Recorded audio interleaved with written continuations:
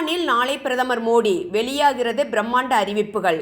India Japan கூட்டு தொழில்நுட்பத்தில் make in India திட்டம். சீனாவை பின்னுக்கு தள்ளுமா இந்திய பொருளாதாரம்? பார்க்கலாம் இந்த வீடியோவில். 1991ஆம் ஆண்டுகளின் துவக்கத்தில் ஏற்பட்ட பொருளாதார நெருக்கடியை உலக நாடுகள் அறியும்.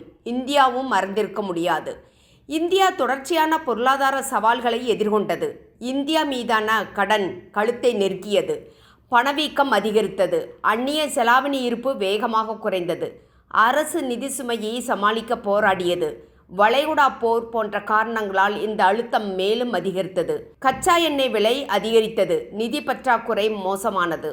இந்தியாவின் அந்நிய செலாவணி இருப்பு மிகவும் குறைந்த அளவிற்கு காணப்பட்டது. சுமார் 3 வார இறக்குமதிகளை மட்டுமே சமாளிக்க முடியும் என்ற நிலையில் இருந்தது. இது இந்திய ரூபாயின் மீது பெரும் அழுத்தத்தை ஏற்படுத்தியது. மானியங்கள், பாதுகாப்பு மற்றும் பொதுத்துறை நிறுவன ஊதியங்கள் அதிக செலவை அரசுக்கு உருவாக்கியது. இதனால் இந்திய அரசுக்கு அதிக நிதி பற்றாக்குறை ஏற்பட்டது. இது மேலும் கடன் சுமைக்கு வழிவகுத்தது. 1990ஆவது ஆண்டில் வளைகுடா போர் ஈராக் மீதான பொருளாதார தடைகளை விதித்தது. இதனால் கச்சா எண்ணெய் விநியோகம் பாதிக்கப்பட்டு விலை உயர்ந்தது. இது ஏற்கனவே பலவீனமான இந்தியாவின் பொருளாதாரத்தில் கூடுதல் அழுத்தத்தை ஏற்படுத்தியது. 1991க்கு முந்தைய காலத்தில் இருந்த இந்திய பொருளாதாரம் உள்நாட்டு உற்பத்திகளை மட்டுமே நம்பியிருந்தது. உள்நாட்டு சந்தை ஒழுங்குபடுத்தப்பட்டது. இதனால் பொருளாதார நிலைமை மிகவும் மோசமாகி இந்தியா கடுமையான நடவடிக்கைகளை எடுக்க வேண்டிய கட்டாயம் ஏற்பட்டது. பொருளாதாரத்தை மேம்படுத்த சர்வதேச நிதி ஆணையம் சில பரிந்துரைகளை வழங்கியிருந்தது. இதை செயல்படுத்துவதைத் தவிர இந்திய அரசுக்கு வேறு வழியில்லை. சர்வதேச நாணய நிதியத்திடம் உதவி பெறுவதைத் தவிர நாட்டிற்கு வேறு வழியில்லை. இதே போன்ற நெருக்கடி தற்போது ஏற்பட்டு இருக்கிறது என்று கூறலாம். ஆனாலும் இன்று நாம் பரந்த உலகளாவிய பொருளாதாரத்தில் தான் இருக்கிறோம்.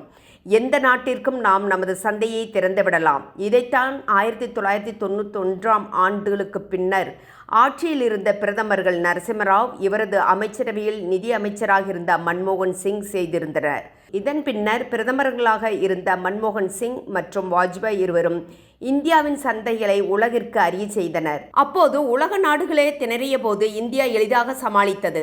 இப்படி நாம் பல பொருளாதார நெருக்கடிகளை சந்தித்து இருக்கிறோம். இன்று அடுத்த கட்டத்திற்கு முன்னேறுவதற்கான அழுத்தத்தை தான் அமெரிக்க அதிபர் ட்ரம்ப் நமக்கு வாய்ப்பாக கொடுத்திருக்கிறார். ஒன்று மட்டும் பாருங்கள், ட்ரம்ப் எப்போது வாய் திறந்தாரோ அன்றே ஆசிய நாடுகள் அனைத்தும் ஒன்று சேர்ந்துவிட்டன. ஆசியாவின் 3 பிரம்மாக்கள் இந்தியா, சீனா, ரஷ்யா இனி வரும் நாட்களில் அதிரடி அறிவிப்புகளை வெளியிட இருக்கிறது. தற்போது முன்னேறி வரும் பொருளாதாரத்தில் ஐரோப்பிய நாடுகளை பின்னுக்கு தள்ளிவிட்டோம். நமது முக்கியத்துவம் என்ன என்பது ஐரோப்பிய நாடுகளும் உணர்ந்துவிட்டன. அதனால்தான் அங்கு இருந்த ஜப்பான் இந்தியா பக்கம் வந்துவிட்டது. நாம் ஜப்பான் பொருளாதாரத்தை பின்னுக்கு தள்ளி 4ஆம் இடத்தில் இருக்கிறோம். நிதி ஆயோக் அறிவிப்பின்படி இந்தியா 2025ஆம் ஆண்டின் தொடக்கத்தில் மொத்த உள்நாட்டு உற்பத்தி $4 டிரில்லியன் தாண்டி ஜப்பானை முந்தி உலகின் 4வது பெரிய பொருளாதாரமாக மாறியுள்ளது. 3வது இடத்தில் இருக்கும் ஜெர்மன் $4.74 டிரில்லியன் உள்ளது. இந்தியாவுக்கும் ஜெர்மனுக்கும் இடையே இருக்கும் வித்தியாசம் மிகவும் குறைவு. விரைவில் இந்தியா 3ஆம் இடத்திற்கு வரும் வாய்ப்பு இருக்கிறது. இந்த நிலையில்தான் பிரதமர் நரேந்திர மோடி ஆகஸ்ட் 28ஆம் தேதி நள்ளிரவில் புதுடெல்லியிலிருந்து டோக்கியோவுக்கு புறப்படுகிறார். ஆகஸ்ட் 29, 30 ஆகிய தேதிகளில் ஜப்பானில் தங்குகிறார். ஜப்பான் பிரதமர் ஷிகரு இஷிபாவுடன் நடைபெறும் 15வது இந்தியா ஜப்பான் வருடாந்திர உச்சி மாநாட்டில் கலந்து கொள்கிறார். இது பிரதமர் மோடியின் ஜப்பானுக்கான 8வது பயணம் மற்றும் இஷிபாவுடனான முதல் உச்சி மாநாடு ஆகும். 7 ஆண்டுகளுக்கு பின்னர் ஜப்பான் செல்கிறார் மோடி. பிரதமர் மோடியின் பயணத்தின் போது பாதுகாப்பு, வர்த்தகம், தொழில்நுட்பம், மக்கள் இடையேயான பரிமாற்றங்கள் உள்ளிட்ட இந்தியாவுக்கும் ஜப்பானுக்கும் இடையிலான முக்கிய அம்சங்கள் குறித்து பேசுவார்கள். இது தவிர பிராந்திய மற்றும் உலகளாவிய முக்கியத்துவம் வாய்ந்த பிரச்சனைகளையும் ஆலோசிப்பார்கள். இதில் முக்கியமாக இந்தியா எதிர்கொண்டிருக்கும் அமெரிக்க வர்த்தக நெருக்கடி ஆலோசிக்கப்படும் என்று எதிர்பார்க்கப்படுகிறது. பிரதமரின் இந்த பயணம் இரு நாடுகளுக்கும் இடையிலான நீண்டகால நட்புறவை மீண்டும் உறுதி செய்யும் என்று ஏற்கனவே வெளியுறவு அமைச்சகம் அறிக்கையில் வெளியிட்டு இருந்தது. பிரதமர் மோடியின் 2 நாள் பயணத்தின் ஜப்பானிய அரசு இந்தியாவுக்கான $68 பில்லியன் முதலீடு செய்ய திட்டமிட்டு இருப்பதாக ஜப்பான் பத்திரிகைகள் செய்தி வெளியிட்டுள்ளன. பிரதமர் மோடியும் இஷிபாவும் தங்கள் கூட்டு அறிக்கையில் இதை அறிவிக்கக்கூடும் என்று தெரிய வந்துள்ளது. பொருளாதார பாதுகாப்பில் ஒத்துழைப்பை ஆராய்வதற்கான புதிய கட்டமைப்பில் இந்தியாவும் ஜப்பானும் உடன்படலாம். இந்த கட்டமைப்பானது அத்தியாவசிய கனிமங்கள் மற்றும் சுத்தமான எரிசக்தி செமிகண்டக்டர்களையும் உள்ளடக்கியது. ஜப்பான் பிரதமர் ஷிகரு இஷிபாவுடன் சேர்ந்து மோடி புல்லட் ரயிலில் மியாகி மாகாணத்தின் தலைநகரான செண்டாய்க்கு பயணம் செய்து டோக்கியோ எலக்ட்ரான் லிமிடெட் இயக்கும் செமிகண்டக்டர் தொழிற்சாலையை பார்வையிடுகிறார். அமெரிக்காவுடனான உறவுகள் மோசமடைந்து வரும் நிலையில் புதுடெல்லி அதிக ஜப்பானிய முதலீட்டை ஈர்க்கவும் இருதரப்பு வர்த்தகத்தை அதிகரிக்கவும் முயற்சிக்கும்.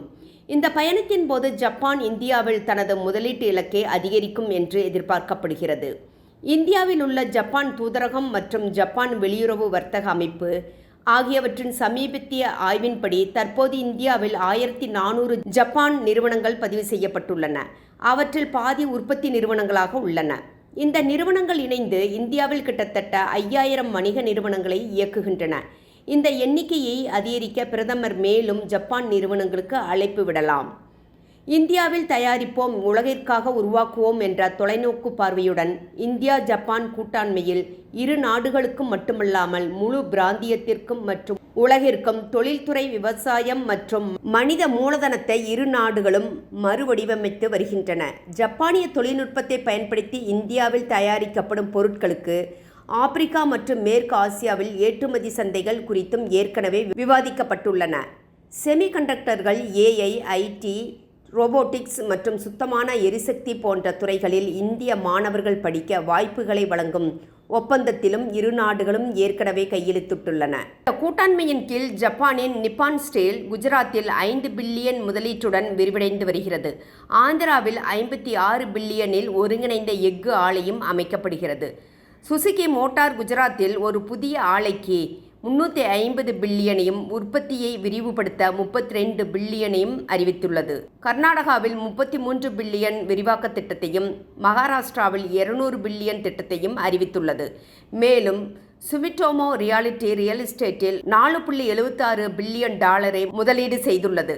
அதே நேரத்தில் மின் எஃகு உற்பத்தியை வலுப்படுத்த ஜேஎஃப்இ ஸ்டீல் 445 பில்லியன் மதிப்புள்ள முதலீட்டை செய்துள்ளது. இந்த நிலையில்தான் ஜப்பானின் உயர்மட்ட வர்த்தக அதிகாரி வியாழக்கிழமை கடைசி நிமிடத்தில் அமெரிக்காவுக்கான தனது பயணத்தை ரத்து செய்துள்ளார்.